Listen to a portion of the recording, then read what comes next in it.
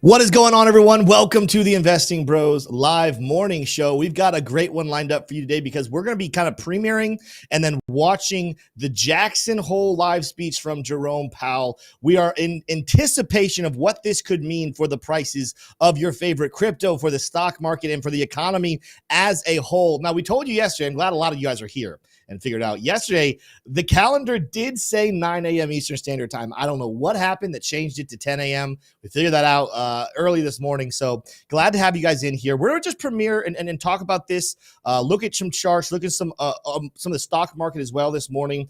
But at 10 o'clock, if you guys are still here, hopefully you are, Jerome Powell is going to be live. We're going to be showing that and kind of tracking how the markets respond to that. But with that said, if you guys are excited about this, we're not even going to play our intro song this morning. T-Shirt, should we play our intro song this morning? Do you think people would appreciate that? I think they would appreciate it, Tim. All right, well, you know what? Hit the like button then. We're going to roll the intro. We'll be right back.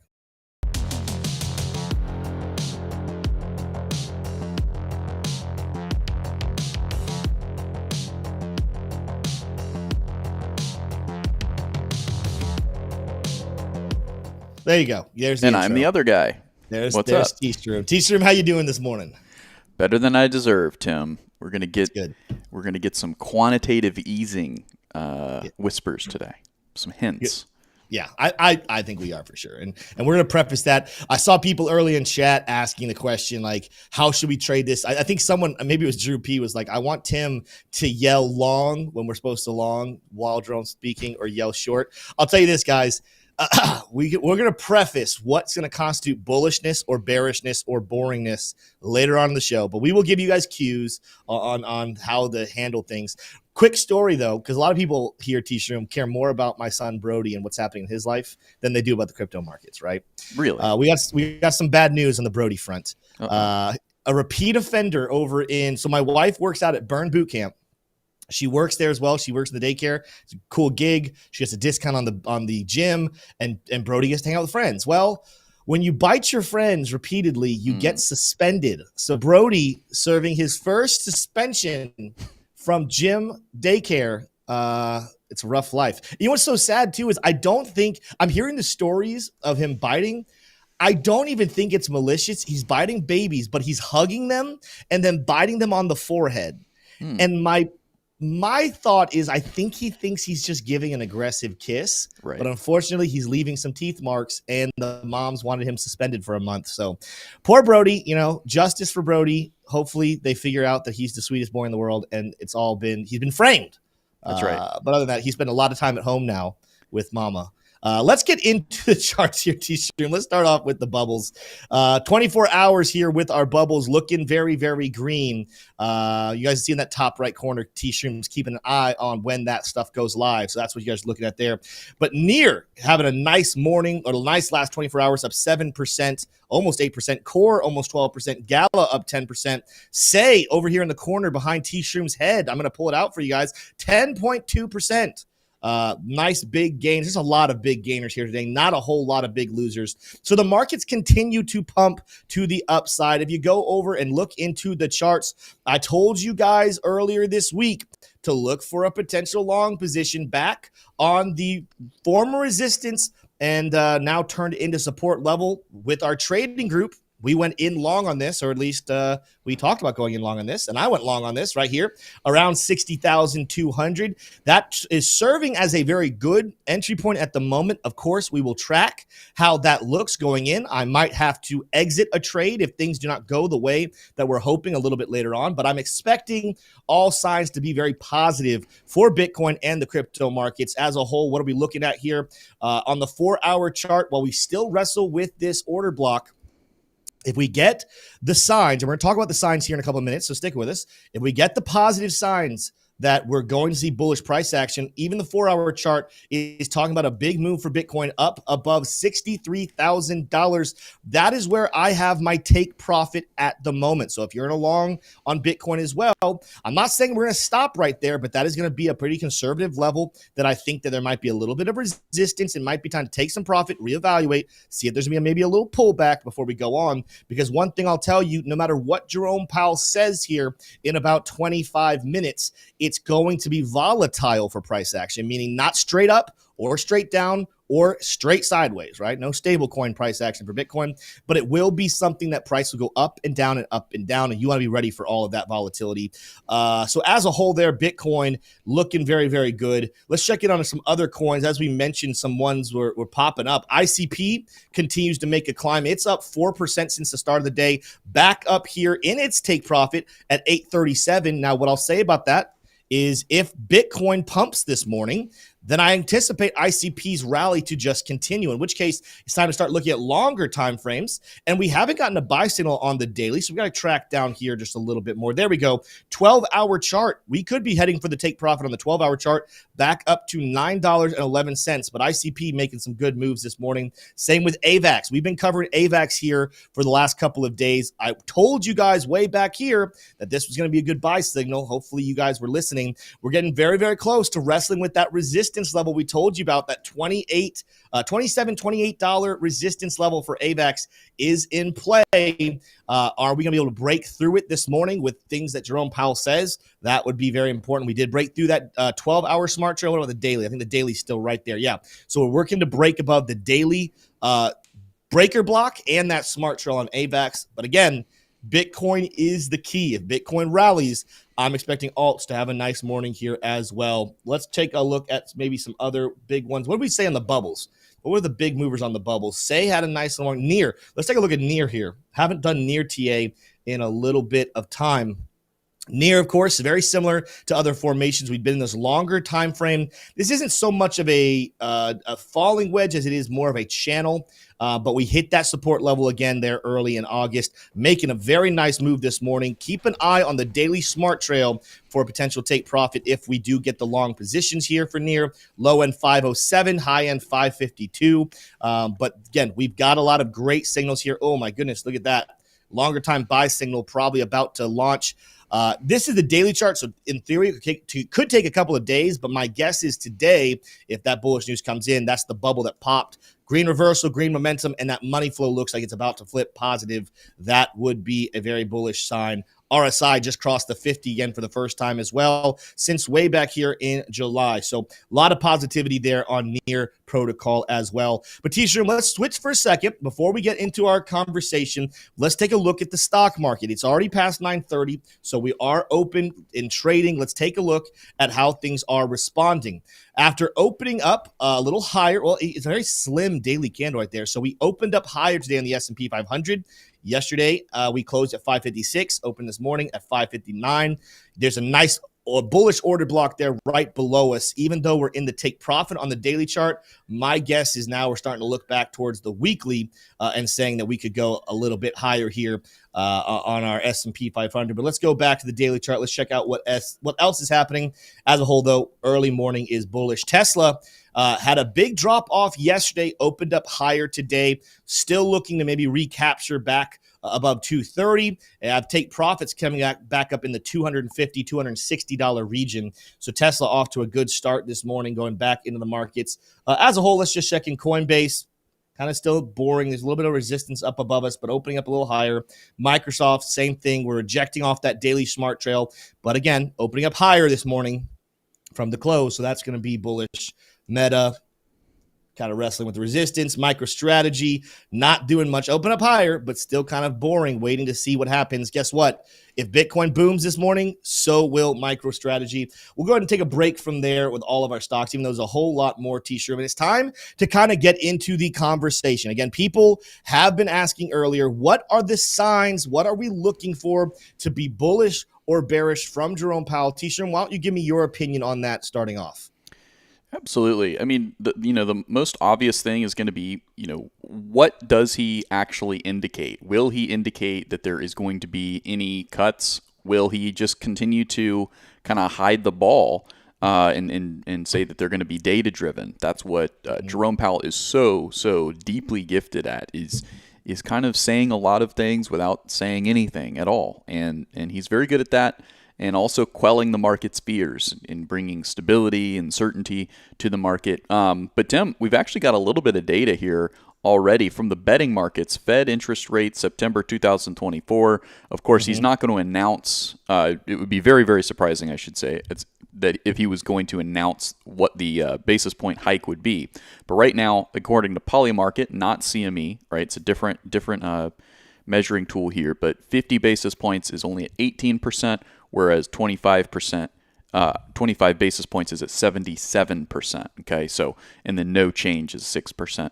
And there's a non-0% chance he's going to increase 25 basis points according to Polymarket. I think that's a little bit of tomfoolery, a little bit of silliness getting in there. But those are my thoughts, Tim. I think that Jerome will do what he does so well, and he will bring stability and calm to the markets. That doesn't mean that we will see that. I think he's going to attempt to bring stability and calm to the markets, but I think we'll see a little bit of volatility between now and September 18th when those cuts are likely to be announced. So yeah. I'll be keeping my eyes on the stock market, on Bitcoin. I'll even be looking at the way that the bond markets kind of react today. What do you think that could surprise the market from Jerome today? Yeah, a surprise would be potentially a scare tactic. Like maybe he acts as if things are really bad. And that's where we're kind of going to get into the details of when anyone's asking what's going to be bullish and what's going to be bearish. I'll say another surprise to you. I would be highly surprised if Jerome Powell does not discuss the fact that the Fed is looking at a rate cut in September, unless something massive changes between now and then. We do have a couple of weeks here, but I would be extremely surprised if he comes out and says, yeah, we're not sure about a rate cut just yet. I think he's going to say, yeah, we talked about it in July, decided not to, but September is the time.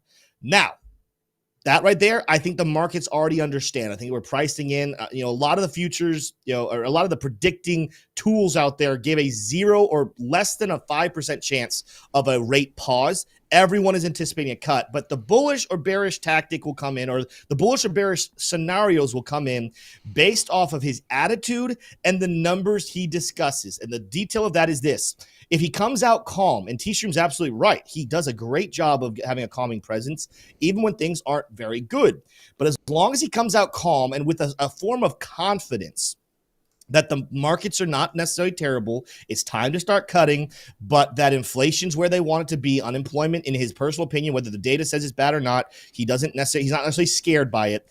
25 basis point cut is a very bullish indication. And if he's confident, and he comes across as confident, that's going to be what you're looking at for bullish long-term play. If he gives any credit to the fear, the concerns about jobs, and hints at a potential need for 50 basis points, some of you might be saying, Tim, wouldn't 50 basis points be even more bullish than 25? And here's the reason why it is not. Because if it is coming at 50 basis points, that means that we are afraid of something. Well, what would we be afraid of? We're afraid of an economic downturn. We're afraid of an economic crash. Well, it doesn't matter if it happens or not. If there's a perception that we are afraid of one, the markets will crash. Historically, whenever you hear people talk about rate cuts and rate pivots and say, well, whenever we have a rate pivot in the past, we always crash. That's not true. Go back to 2016, go back to 2020. We had rate cuts in both of those years and the markets went up. But why do we have those rate cuts? We had those rate cuts under circumstances where we weren't operating out of fear. We were operating out of, let's just boost the economy. It's time to go and pivot and get better. That results in positivity. The times where stock markets crash after rate cuts is because the rate cuts come in response to economic fear. So if Jerome Powell sparks that fear and talks about how jobs are out of control and way worse than he thought, and they need to move quickly and swiftly to save the country, well, that's going to be something I could easily see at least the stock market responding negatively to. Crypto has been dropping for a month. So is there a chance that crypto somehow stabilizes and stays up? Possibly, but it's not necessarily something I think that you want to see unless you're looking for a massive opportunity to buy crypto at lower prices, in which case you're absolutely rooting for that. It is something that is going to be good. But as a whole, I'm going to go ahead and tell you my prediction for Jerome Powell is a very steady hand, a very confident answer. I'm going to predict, especially with that negative 818,000 job report, it's going to come up. It has to come up. Even one of the reporters will bring it up. My guess is he tries to blow it off as some form of a nothing burger. He has to address it. He has to talk about it. But my guess is he's going to try to make it sound like it was not a big deal. And while that possibly is a lie, he's being told to talk about. It's something that would make the markets respond positively. And this is one of those circumstances, everybody. We tell you all the time. You've got to trade the data and the details in front of you. Don't try to reason with them. Don't try to argue with them. Don't try to say, well, that doesn't match reality and that was a lie. If the data and the details and the information are a certain way, then the markets will respond whether or not that's the way it should or not. So in this case, again, even if Jerome Powell gets up there and lies, even if he tries to make a nothing burger case out of these job reports, if he does that, it is bullish for the markets. It will instill confidence and the prices will go up. That's what you're looking for. Now, we'll tell you, we're going to try really hard not to talk while Jerome Powell's talking.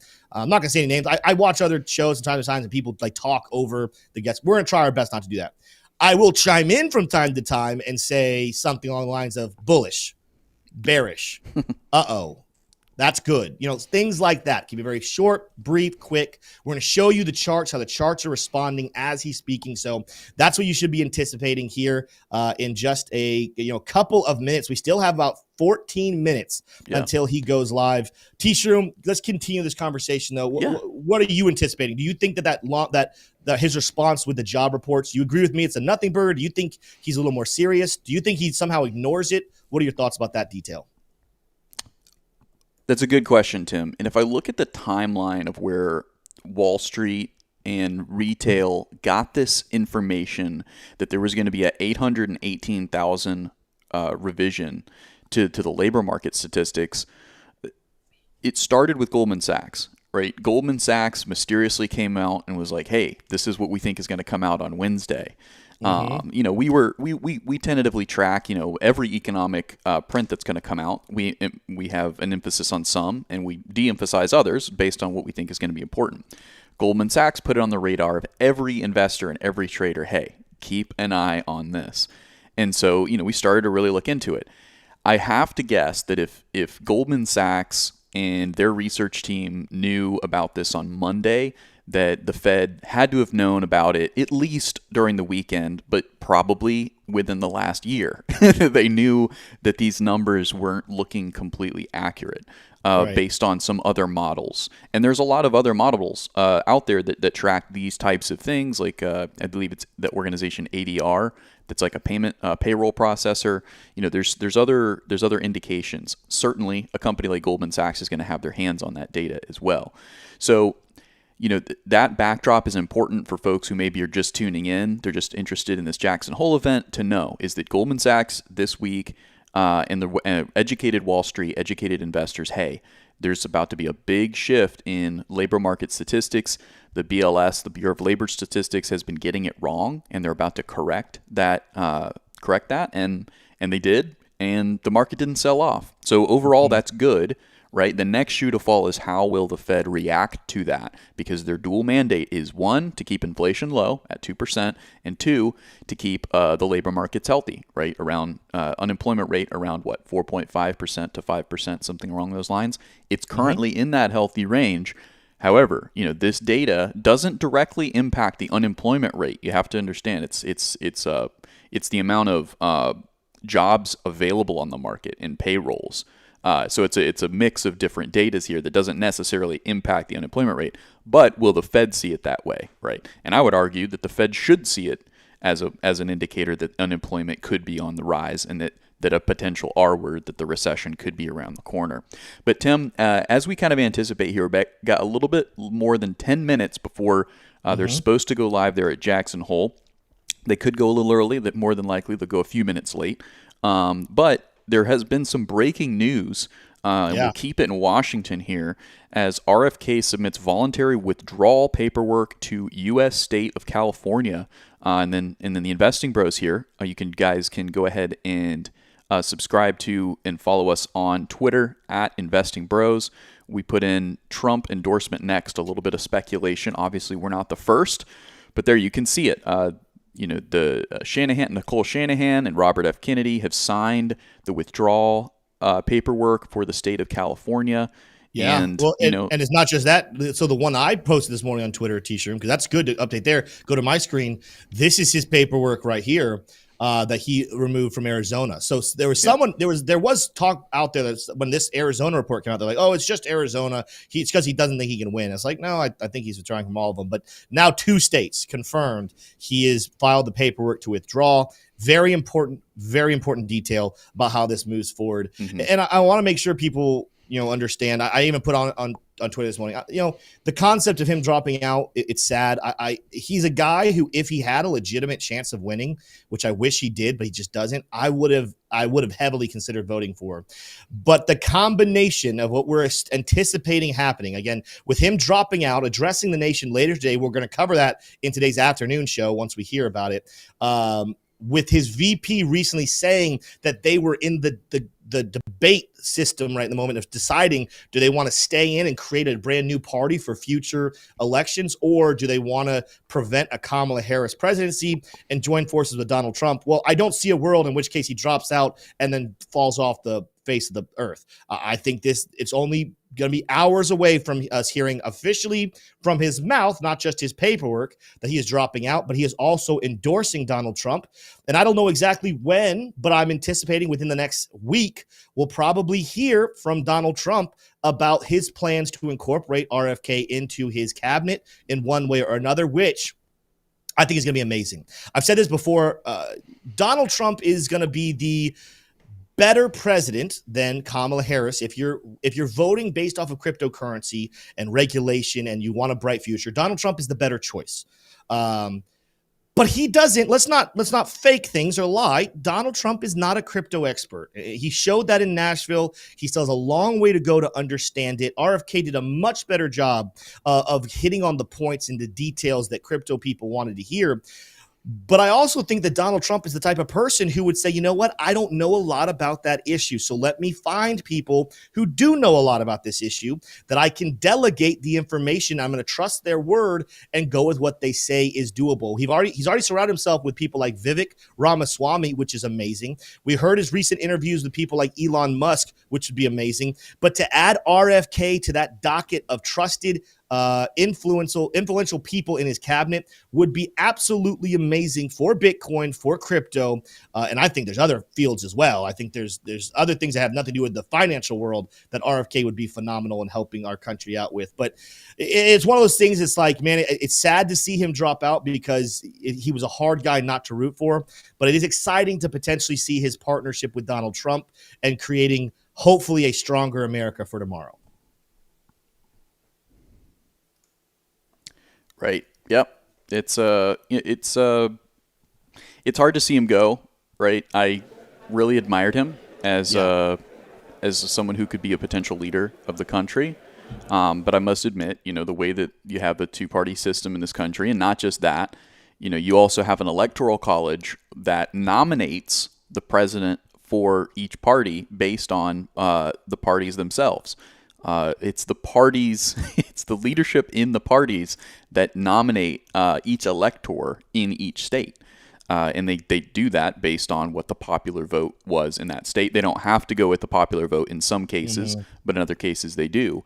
In that way, there's never going to be an incentive, there is no incentive for party leaders to ever nominate anyone other than someone from their party, right? So in that way, we'll never, unless the electoral college system changes, which I don't necessarily think that it will or should. Maybe it should, but until that changes, we won't have a third party, at least in the United States. Tim, the stream is live, but there's really nothing to see. This is what they're showing right now here on the stream. It's just so it says reassessing. That would be funny if it said reassuring. Reassessing the effectiveness and transmission of monetary policy. This event will begin soon. So, well, real quick here, T-Shroom, share my screen. Look at what we have over here on X today. If you're listening live from X, we have 106 viewers watching on the Investing Bros X account. Love seeing it. We got over 850 people here in YouTube. I think that number is going to grow. We're going to have well over 1,000 in here. So thank you so much, everybody, for listening in as we cover Jerome Powell and the Jackson Hole speech. Make sure whatever platform you're watching, there's like buttons on both of them. On YouTube, make sure to smash the like and then hit subscribe to the channel for all of our content. On X, and if you're not following us on X, make sure to go follow us on X. Hit that follow button. Find me and T-Shroom as well. We are constantly putting out updates on our X accounts of what our thoughts are about the market. You also can join our Discord where the chat never stops. It's not just me and T-Shroom, but there's so many others with great takes on the market. So if you are somebody who comes in, you love the community, you love the engagement, you love the chat, well, we're only on YouTube a couple of hours a day. In fact, just an hour and a half usually. But if you want to continue to grow with our community, make sure you're in our Discord. You're following us on X, where the conversation never stops. T-Shroom, 5 minutes out. Let's check back in on the markets. Not doing a whole lot. Kind of staying exactly where we just were. Let's check in. We're probably going to watch.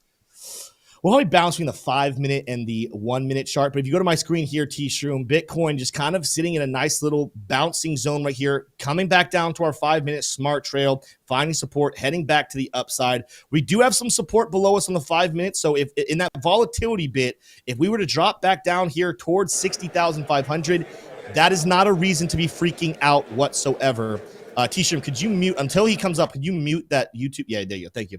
Would not be a problem whatsoever for Bitcoin to drop all the way to 60,500. Why? Because there still is major buying pressure at that level. In fact, while I cannot guarantee it, I would not be surprised to see Bitcoin return to those levels. Prices that we saw back here, this is back on the 22nd. So that's sometime yesterday. What is that? Around almost midnight. This could be a very easy little squeeze for short-term traders to scare the retail investors out of a long, but maybe they just want to purchase the nice longs right here around 60,500, 60,600, give or take. So don't be surprised those levels are hit, but we will be monitoring it the whole way through. This is kind of getting in the awkward zone right here where we really have finished discussing everything that we wanted to discuss in preparation. It's all now about listening to Jerome Powell, listening to questions, and hearing how he handles the situation. T-Shroom, any kind of closing thoughts on this preliminary round? Yeah, the only thing I had pulled up in addition to what we've discussed so far is the betting odds so far. The polymarket spread for RFK endorses Trump during Friday address, currently at 81%. This has been volatile. This got all the way as low as 58% chance, so still a majority. Didn't leave the majority for the last several days.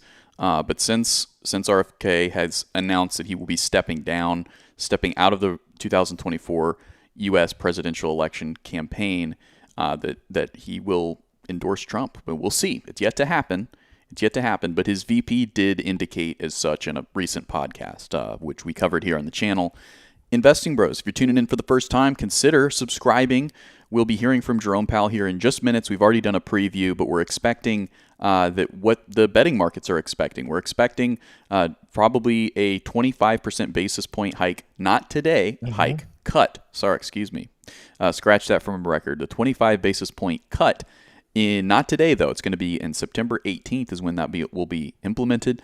A 50 basis point cut is also in the cards at just under 20% there, but it is not more likely than what I believe to be what's going to happen with the 25 basis point hike. But we're getting close here. Should be coming on stream here in about a minute, so we'll be bringing that to you. Tim mentioned we're going to be keeping it pretty quiet with just maybe some quick little agreements or some disagreements perhaps, but we're not going to talk over. We're just going to let it ride and make sure that you're smashing the like button as you're coming in as well. And if you're liking our content, we go live at 3 p.m. Eastern Standard Time every single day, every single weekday, that is 3 p.m. Eastern Standard Time. And we cover crypto markets. We mostly cover Bitcoin and coins like Chainlink and Solana and Ethereum. And we also look at the stock market, and we try to keep up to date as well with economic data like this and economic moments and events like this that you've joined us for. So we'd love for you to consider subscribing to this channel to keep in the know on all things that might affect your equities and crypto portfolio. We are Investing Bros, and we're really honored that you join us today. Listen, guys, before we get going here, again, we're about a minute out. Go ahead and smash that like button, whatever platform you're watching. Like I said, on YouTube. I guess I was looking at the thing in our top corner, T-Stream. It shows us the total. We have over 1,000 people watching across both YouTube and X, over 900 here in YouTube, but only 277 likes. So smash that like on YouTube, smash like on X. Here we go, Jerome Powell. Let's go to it. 4.5 years after COVID-19's arrival, the worst of the pandemic-related economic distortions are fading. Inflation has declined significantly. Let me refresh the this. labor market. After COVID-19's arrival, their feed is bad. The worst of the pandemic-related economic distortions are fading. Inflation has declined significantly. The labor market is no longer overheated, and conditions are now less tight than those that prevailed before the pandemic. There we go. Supply constraints have normalized, and the balance of risks to our two mandates has changed. Our objective has been to restore price stability while maintaining a strong labor market, avoiding the sharp increases in unemployment that characterized earlier disinflationary episodes when inflation expectations were less well anchored. While the task is not complete, we have made a good deal of progress toward that outcome. Today, I will begin by addressing the current economic situation and the path ahead for monetary policy. I will then turn to a discussion of economic events since the pandemic arrived, exploring why inflation rose to levels not seen in a generation and why it has fallen so much while unemployment has remained low. So let's begin with the current situation and the near-term outlook for policy. For much of the past 3 years, inflation ran well above our 2% goal, and labor market conditions were extremely tight. The FOMC's primary focus has been on bringing down inflation, and appropriately so. Most Americans prior to this episode had not experienced the pain of high inflation for a sustained period. Inflation brought substantial hardship, especially for those least able to pay higher costs of essentials like food, housing, and transportation. High inflation triggered stress and a sense of unfairness that linger today. Our restrictive monetary policy helped restore balance between aggregate supply and demand, easing inflationary pressures and ensuring that inflation expectations remained well anchored. Inflation is now much closer to our objective, with prices having risen 2.5% over the past 12 months. After a pause earlier this year, progress toward our 2% objective has resumed. My confidence has grown that inflation is on a sustainable path back to 2%. That's bullish. Turning to employment, in the years just prior to the pandemic, we saw the significant benefits to society that can come from a long period of strong labor market conditions. Low unemployment, high participation, historically low racial employment gaps, and with inflation low and stable, healthy real wage gains that were increasingly concentrated among those with lower incomes. Today, the labor market has cooled considerably from its formerly overheated state. The unemployment rate began to rise over a year ago and is now at 4.3%, still low by historical standards, but almost a full percentage point above its level in early 2023. Most of that increase has come over the past 6 months. So far, rising unemployment has not been the result of elevated layoffs, as is typically the case in an economic downturn. Rather, the increase mainly reflects a substantial increase in the supply of workers and a slowdown from the previously frantic pace of hiring. Even so, the cooling in labor market conditions is unmistakable. Job gains remain solid, but have slowed this year. Job vacancies have fallen, and the ratio of vacancies to unemployment has returned to its pre-pandemic range. The hiring and quits rates are now below the levels that prevailed in 2018 and 19. Nominal wage gains have moderated, and all told, labor market conditions are now less tight than just before the pandemic in 2019, a year when inflation ran below 2%. it seems unlikely that the labor market will be a source of elevated inflationary pressures anytime soon. We do not seek or welcome further cooling in labor market conditions. Overall, the economy continues to grow at a solid pace, but the inflation and labor market data show an evolving situation. The upside risks to inflation have diminished, and the downside risks to employment have increased. As we highlighted in our last FOMC statement, we are attentive to the risks to both sides of our dual mandate. The time has come for policy to adjust. The direction of travel is clear, and the timing and pace of rate cuts will depend on incoming data, the evolving outlook, and the balance of risks. We will do everything we can to support a strong labor market as we make further progress toward price stability. With an appropriate dialing back of policy restraint, there is good reason to think that the economy will get back to 2% inflation while maintaining a strong labor market. The current level of our policy rate gives us ample room to respond to any risks we may face, including the risk of unwelcome further weakening in labor market conditions. So let's now turn to the questions of why inflation rose and why it has fallen so significantly even as unemployment has remained low. There's a growing body of research on these questions, including Gowdy Eggerson's work, which we'll shortly discuss, and this is a good time for this discussion. It is, of course, too soon to make definitive assessments. This period will be analyzed and debated long after we are all gone. The arrival of the COVID-19 pandemic led quickly to shutdowns in economies around the world. It was a time of radical uncertainty and severe downside risks. As so often happens in times of crisis, Americans adapted and innovated. Governments responded with extraordinary force, especially in the United States. Congress unanimously passed the CARES Act. At the Fed, we used our powers to an unprecedented extent to stabilize the financial system and help stave off an economic depression. After a historically deep but brief recession, in mid-2020, the economy began to grow again. And as the risks of a severe extended downturn receded, and as the economy reopened, we faced the risk of replaying the painfully slow recovery that followed the global financial crisis. Congress delivered substantial additional fiscal support in late 2020 and again in early 2021. Spending recovered strongly in the first half of 2021, and the ongoing pandemic shaped the pattern of the recovery. Lingering concerns over COVID weighed on spending on in-person services, but pent-up demand, stimulative policies, pandemic changes in work and leisure practices, and the additional savings associated with constrained services spending all contributed to a historic surge in consumer spending on goods. The pandemic also wreaked havoc on supply conditions. 8 million people left the workforce at its onset, and the size of the labor force was still 4 million below its pre-pandemic level in early 2021. The labor force would not return to its pre-pandemic trend until mid-2023. Supply chains were snarled by a combination of lost workers, disrupted international trade linkages, and tectonic shifts in the composition and level of demand. Clearly, this was nothing like the slow recovery after the global financial crisis. Enter inflation. After running below target through 2020, inflation spiked in March and April 2021.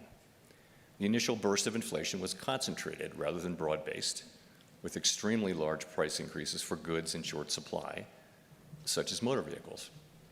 My colleagues and I judged at the outset that these pandemic-related factors would not be persistent, and thus that the sudden rise in inflation was likely to pass through fairly quickly without the need for a monetary policy response. In short, that the inflation would be transitory. Standard thinking has long been that, as long as inflation expectations remain well anchored, it can be appropriate for central banks to look through a temporary rise in inflation. The good ship transitory was a crowded one, with most mainstream analysts and advanced economy central bankers on board. I think I see some former shipmates out there today. The common expectation was that supply conditions would improve reasonably quickly, that the rapid recovery in demand would run its course, and that demand would rotate back from goods to services, bringing inflation down. For a time, the data were consistent with the transitory hypothesis. Monthly readings for core inflation declined every month from April through September 2021, although progress came slower than expected. The case began to weaken around mid-year, as was reflected in our communications. And beginning in October, the data turned hard against the transitory hypothesis. Inflation rose and broadened out from goods to services, and it became clear that high inflation was not transitory and that it would require a strong response if inflation expectations were to remain well anchored. Nice. We recognized that and pivoted beginning in November. Financial conditions began to tighten, and after phasing out our asset purchases, we lifted off in March of 2022. By early 2022, headline inflation exceeded 6% and core was above 5%. New supply shocks appeared. Russia's invasion of Ukraine led to a sharp increase in energy and commodity prices. The improvements in supply conditions and the rotation in demand from goods to services were taking much longer than expected, in part due to further COVID waves in the United States. And COVID continued to disrupt production globally, including through new and extended lockdowns in China. Higher rates of inflation were a global phenomenon reflecting common experiences: rapid increases in the demand for goods, strained supply chains, tight labor markets, and sharp hikes in commodity prices. The global nature of inflation was unlike any period since the 1970s. Back then, high inflation became entrenched, an outcome we were utterly committed to avoiding. By mid-2022, the labor market was extremely tight, with employment increasing by 6.5 million jobs from the middle of 2021. This increase in labor demand was met in part by workers rejoining the labor force as health concerns began to fade, but labor supply remained constrained, and in the summer of 2022, labor force participation remained well below pre-pandemic levels. There were nearly twice as many job openings as unemployed persons from March 2022 through the end of the year, signaling a severe labor shortage, and inflation peaked at 7.1% in June 2022. At this podium 2 years ago, I discussed the possibility that addressing inflation could bring some pain in the form of higher unemployment and slower growth. Some argued that getting inflation under control would require a recession and a lengthy period of high unemployment, and I expressed our unconditional commitment to fully restoring price stability and to keeping at it until the job is done. The FOMC did not flinch from carrying out our responsibilities, and our actions forcefully demonstrated our commitment to restoring price stability.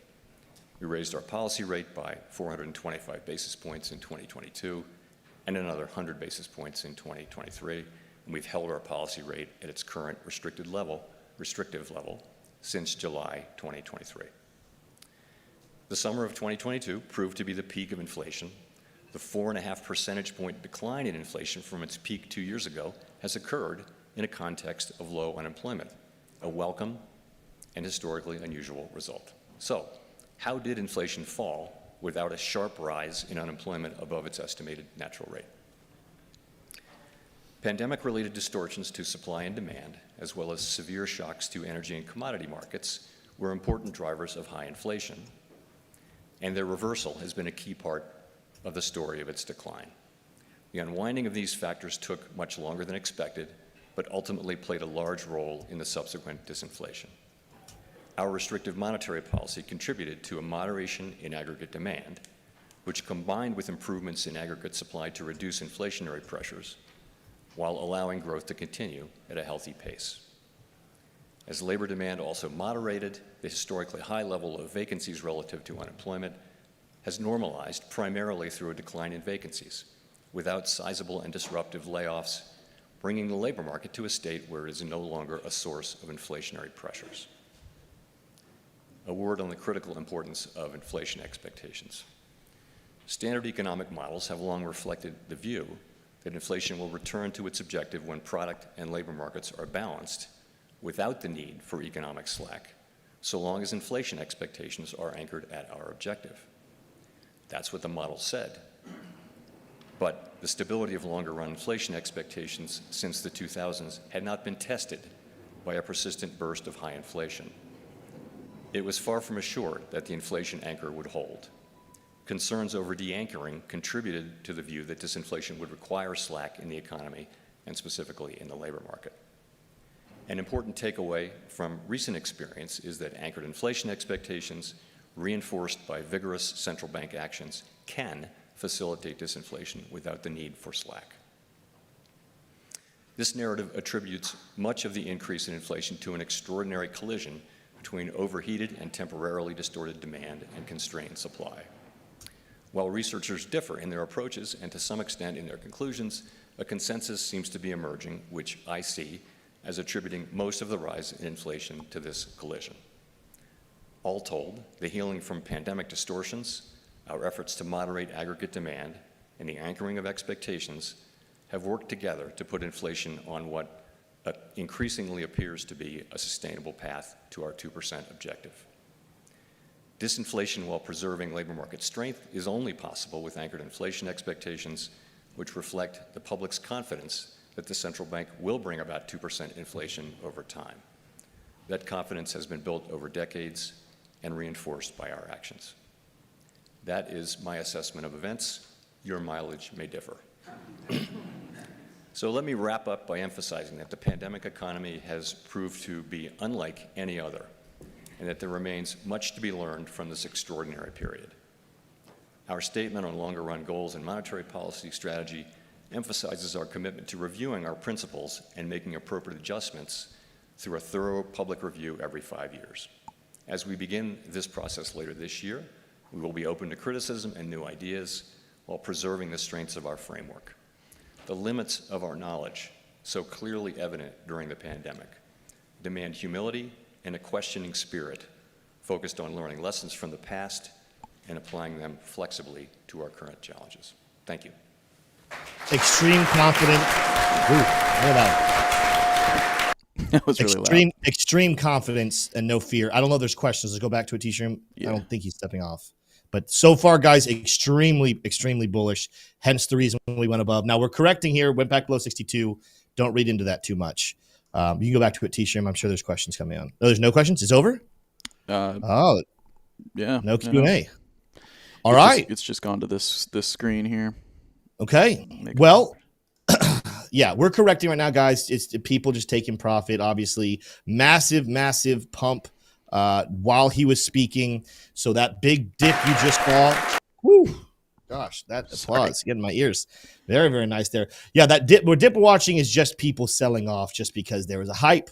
People got excited. The markets on those lower time frames. I was kind of keep up with in chat. Let's go to my screen here, T-shirt. I was going to show people we were hitting on these lower time frames. Just every major take profit that was in the spot. So 5 minute hit it for sure. 10 minute was hitting it. Went above it. The 15 minute was hitting it. 30 minute hit. I think it's 30 minutes. But then we start to get into the hour, and this is where we hit the hour. But 4 hour. This is where we're saying, all right, are we going to unlock the 4 hour and over for getting the explosive move? Take a look at where we rejected, though, on that green line. I was trying to make notes without talking to you guys while we were live that was going to be a very interesting level to get above it. And if we wouldn't be surprised to see a bounce up, a correction, turn this former resistance level into support. For now, markets are cooling off, but that means opportunity because everything that he just said was extremely bullish. Number one, like I just said when he finished, there was confidence. He addressed the concerns. He addressed the unemployment and how in the last 6 months we've had a lot of jobs lost, not a lot of people hiring. So he addressed it. He didn't address the number or the details or the lies about the 818,000. I would have figured, I thought there was going to be questions. If there were questions, someone had to have asked about that, but maybe they did that purposely so he didn't have to respond to that. Either way, hearing him talk about, hey, we're going to even anticipate that inflation, it's at a low level. We still want to get to 2%, but guess what? We're going to start cutting rates. Inflation is going to rise a little bit. It's not that big of a problem. Yes, unemployment's up, but it's still historically low. We feel confident about where we are as a time, but we feel confident, but we don't want to add any more bearish pressure to jobs whatsoever. That is him saying we are going to cut rates, but we're doing it because we think that we did our job. We've done a very good job. It's time to change our strategy. And long term, and I say long term, I mean the next couple of days, this is going to be very bullish. Now, I'll say one thing here, T-Shroom, to keep in mind, that I want to get your take as well.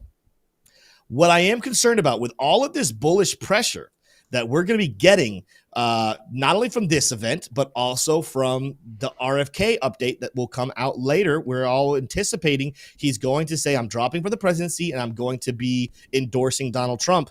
This is bullish, but when you look at this chart right here, T-Shroom, the Bitcoin 1 exclamation mark, this is the futures, Bitcoin CME futures. It's Friday, everybody, which means tonight, this will be closing down. People will not be trading this. It will get stuck. In fact, actually, is it down now? It's not moving. Is it moving at all? No, it is moving. Okay, we're good. We're good. This will close later on tonight.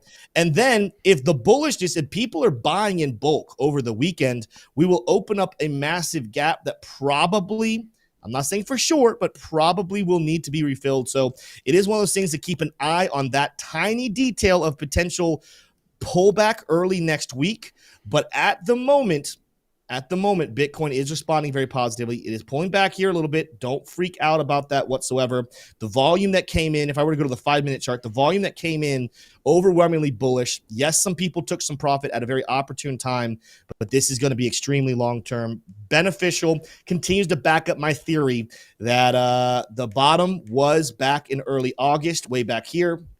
I do not believe, after hearing what we just heard from Jerome Powell, after what we're going to hear later on from RFK, I do not believe that we're going to be dropping back below 50K at all. In fact, at this point, would be very surprised if we lose this support level right here in the world of 60K. Not saying it's impossible, but it would surprise me for that to happen. T-Shroom, what are your thoughts? We're going to go ahead and wrap up our stream here in a couple of minutes. We will be back live today at 3 p.m. Eastern Standard Time. So come back in. We'll address more. We'll update the charts. We'll talk about RFK more. But what are your closing thoughts before we wrap up this stream? Yeah, I mean, it was right down the middle. I'm a little disappointed that he didn't go ahead and address the BLS statistics, about the 818,000 revisions that were made earlier this week. I think that that's really disappointing. I hope that the market doesn't speculate that that's bad, that that's really, really bad because he didn't address it, right? Mm-hmm. Whenever the government has been doing this lately, whenever the government doesn't come out and give a good answer about why something happened, what does that do? It allows conspiracy theorists, it allows other voices, maybe not conspiracy theorists, just anybody to come in and give the answer to the market. Yeah. And, that isn't always the truth. So not that what the government brings forward is the truth, because it's going to have to be a cover-up on top of a lie. So it's annoying, right? But look, you don't make money being annoyed. You make money seeing through the noise, seeing what the market is going to do, and trading and investing accordingly. But absolutely. This was the smoking bullet here. Bitcoin Magazine, I think, has summarized it pretty well. Fed Powell says the time has come for policy to adjust. I think any kind of speculation that we weren't going to get a rate cut is probably been quelled at this point, which is what Jackson Hole is and needs to be in this year. That's what it was. Betting markets right now actually increased for 50 basis point increase up to 22%. It was 18 before the speech started. 25 basis point hike still, though, in the vast majority here. At 76%. So things looking about what we would expect, Tim. This has been fun. You're watching and listening to the Investing Bros. Thank you so much for tuning in here for the Jerome Powell speech. We go live at 3 p.m. Eastern Standard Time every single weekday. That's Monday through Friday, 3 p.m. Eastern Standard Time. Do we have other communities? Absolutely we do. We go live on Twitter, and we also have a thriving Twitter channel that we'd love for you to be a part of as well. If you're on Twitter, so are we. Join us there. We're also on TikTok, Instagram. You can find the links for that on our YouTube channel and here on YouTube. And the TikTok link is in the description of the video. And also, you can join our Discord if you are interested in learning how to invest, learning how to trade, and just want to chat about all things finance. The chat never stops in the Discord. So find the link to the Investing Bros free Discord down below and take that next step in learning how to trade and joining a profitable trading and investing community. Tim, this was a lot of fun. What are your thoughts here as we're closing out? That's it. That's it, guys. I overwhelmingly bullish. Again, could there have been more bullishness? Absolutely. But could there have been way more bearishness? Yes, there was. Either way, this is another bullish sign for the crypto markets, for the stock market as well. Come back at 3 p.m. as T-Shroom said. Watch us live. On your way out, guys, we still have over 1,000 people of watching. Smash the like on both YouTube and on X. And hit subscribe and follow us so you don't miss any of our content. With that said, love you guys. See you next time. Adios.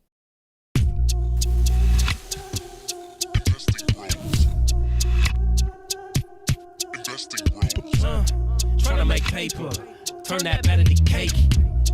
Money like Lego, connect the dots stack bank. We are investing bros. We are investing bros. Army pipe, lethal on trade. Entries and exits, worthy of praise. Tim, the professor, the TA. Shout it out loud on the PA. T-Shroom's news got the word. Doing better than what he deserves. Beamer, leave no evidence. Soon fly coop with his dividend. Trying to make paper, turn that better to cake. Money like Lego, connect the dots stack bank. We are investing bros. We are investing bros.